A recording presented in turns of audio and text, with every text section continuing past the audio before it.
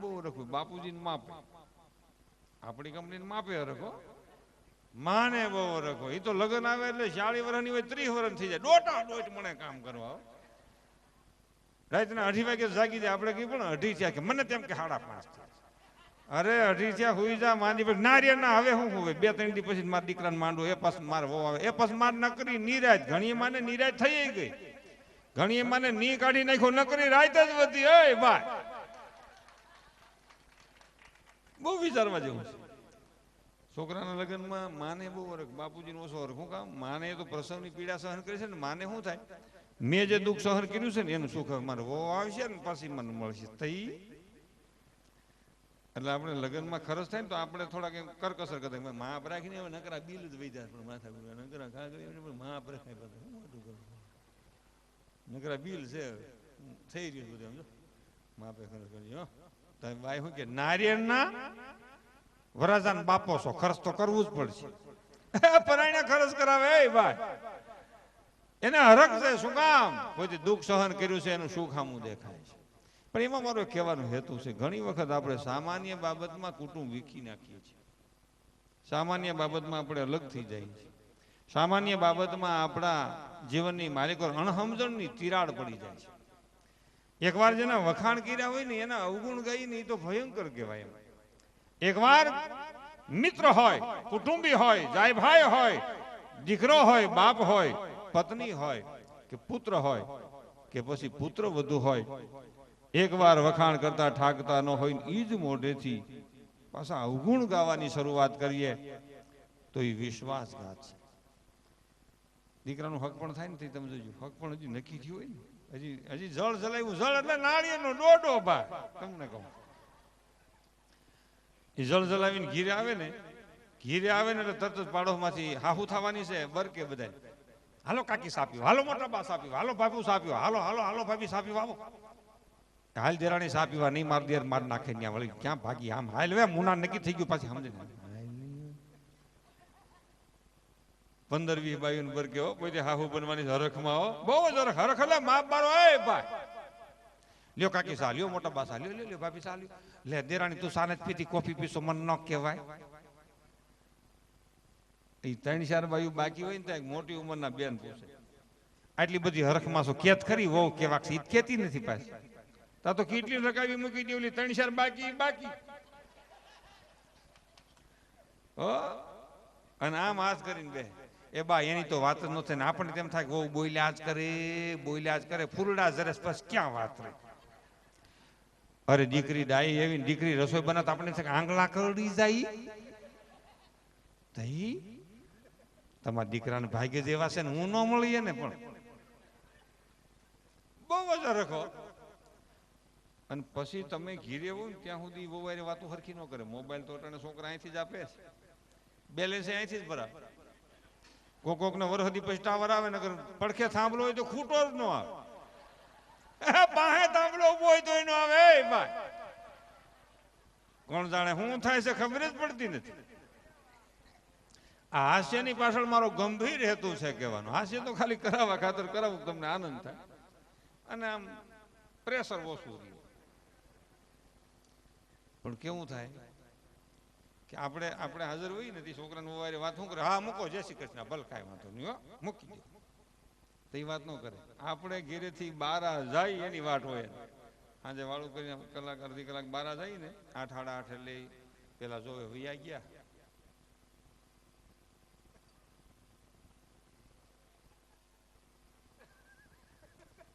દાંત ગાડીમાં આવી અને પછી ફોન ઉપાડે. જો ભણેલો હોય તો બરોબર આમ રિસીવ કરે, સીધું લાગી જાય. પણ એમાં ભણ હોય ને તો એને આંકડા યાદ હોય. આ નવડો, બીજો નવડો, આ બગડો.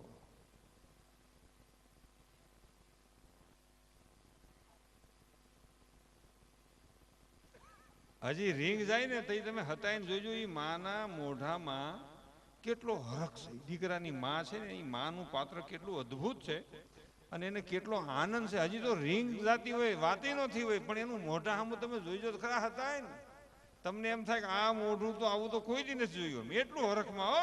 આમ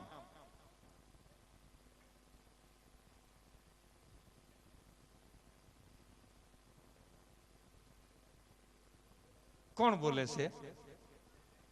મારી દીકરી બોલે છે. હે કેમ અવાજ આવો થઈ ગયો છે? હે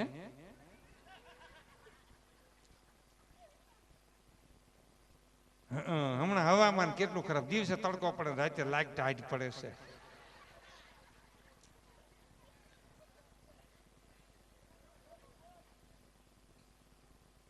મજૂરી તો અમારે અહીં તકલીફ છે. ઓણ ક્યાં ગેંગું આવી છે અહીંયા? એક જ વીણીએ લગભગ પૂરું થઈ ગયું, સમજો ને. તાર બાપુજી બજારે ક્યાં ને મને એમ થયું લે હમણાં મારી દીકરીને ફોન કરી લો. કોણ ખખડાવે છે? કાકી છે. તો કાકી એમ કે કોનો ફોન? બે સાન મને મારી દીકરીને ફોન છે, મને વાત કરવા. રહોડામાં જાવ તો તું મને યાદ આવી છે, ઘરમાં જાવ તો તું મને યાદ આવી. પછી ક્યાં વાત? ફોટો જો મોઢા જ રાખ્યો, કેવી બેઠી સામ તો જો મારી દીકરી. તઈ કોણ કોણ બેઠા છો અહીંયા? બટ્ટા તાર મમ્મી શું કેતા? મારી વાત કરતા હતી. હે શું કેતા હતા? તાર હાહુ બહુ હારા મળી ગયા એમ હોય? એવું તો હવ કે બટા માણા માણા ઓળખી જાય. તઈ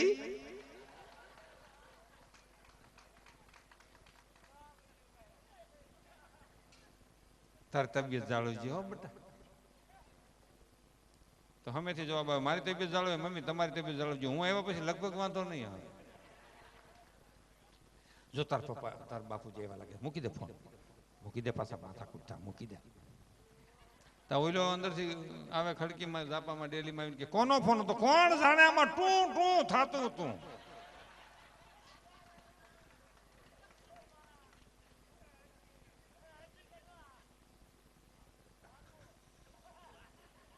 એટલે પાકું ક્યાં? બધું જોઈને જ કઈ ગોઠવી છે. આ ખોટું કઈ નથી. પણ હવે મારો વિચાર જે કહેવાનો હેતુ છે ને હવે છે,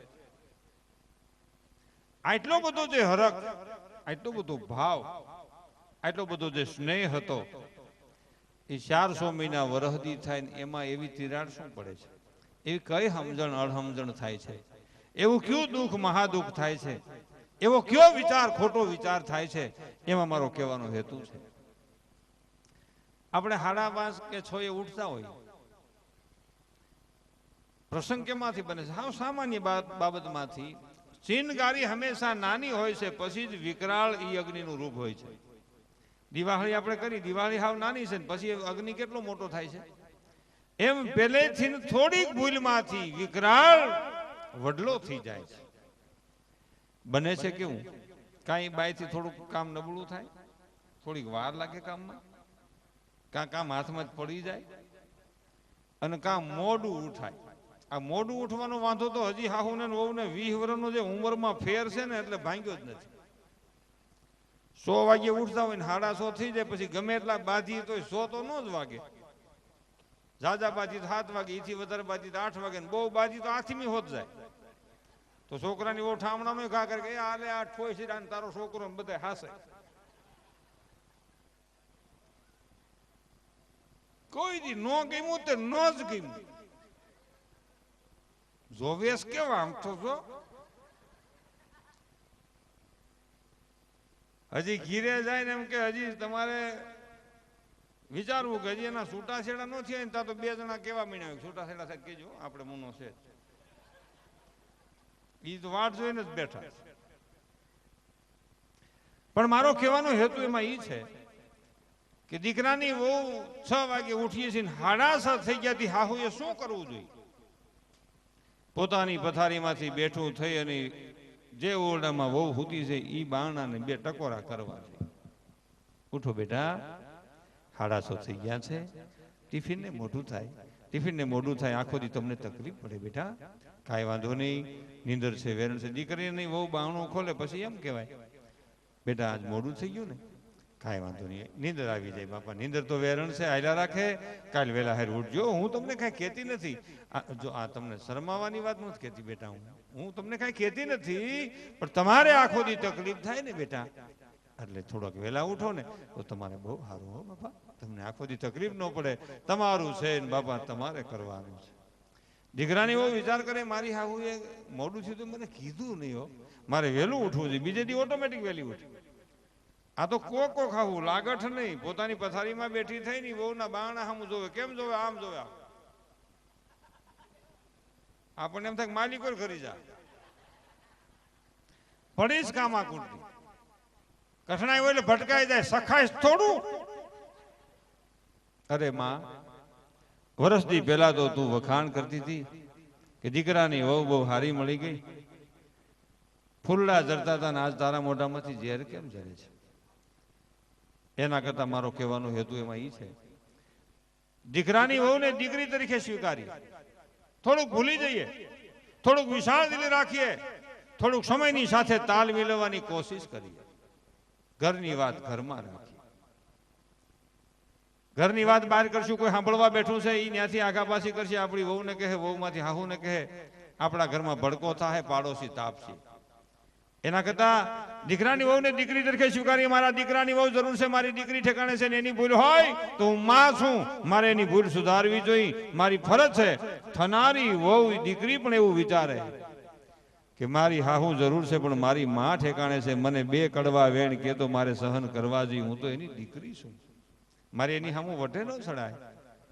હાહુ વહુના સંબંધને માં દીકરીના સંબંધમાં પરિવર્તન કરવામાં આવે. આપણું ઘર આબાદ બની જાય, નંદન વન બની જાય, આપણું ઘર તીરથ બની જાય. આપણે આંગણે રોજ દિવાળીનો પડવો જ આવે, ઉતાહણીનો ભડકો જ ન થાય. એ ભાઈ માપે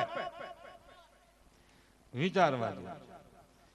પણ નથી થતું કે ક્યાંક તકલીફ એવી થઈ જાય છે અને પછી ન થવાનું પરિણામ આવે ને પછી નીસું મોઢું કરી અને વિચારવું પડે છે.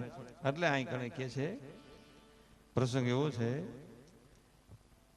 કે તારા આંગણિયા પૂછીને કોઈ આવે, આવકારો મીઠો આપજે.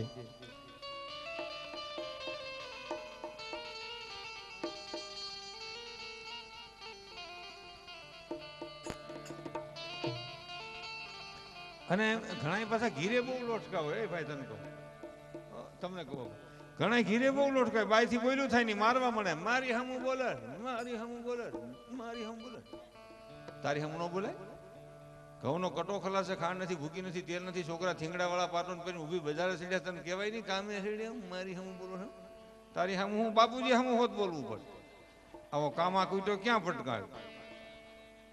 પણ તા તો ઓલી કપલીનું કોક સાવી ટાઈટ કરે કે તારી ઓ હામું બોલે નાખી ની બે કે મારે થોડું કાઢી મૂક, મારે તો છે નહીં ને રેવા ન દઉં રેવા. એટલે તારો હાટુભાઈ બનાવો અમને, અમારું માંડ ગોઠવાનું હાલવા દે ભાઈ. હવે તો ગાંઠિયાનું બંધ રખે બાપા અમને. ઘણા ઘર ભંગવી નાખે. એ ભાઈ એક દાખલો લીધો, એ ભીંડો ખાવો છો ને તમારે? એક પ્રસંગ બન્યો, એક ભરેલા ભીંડામાંથી હાથ ભાંગી નાખ્યો ભાઈ નો. લે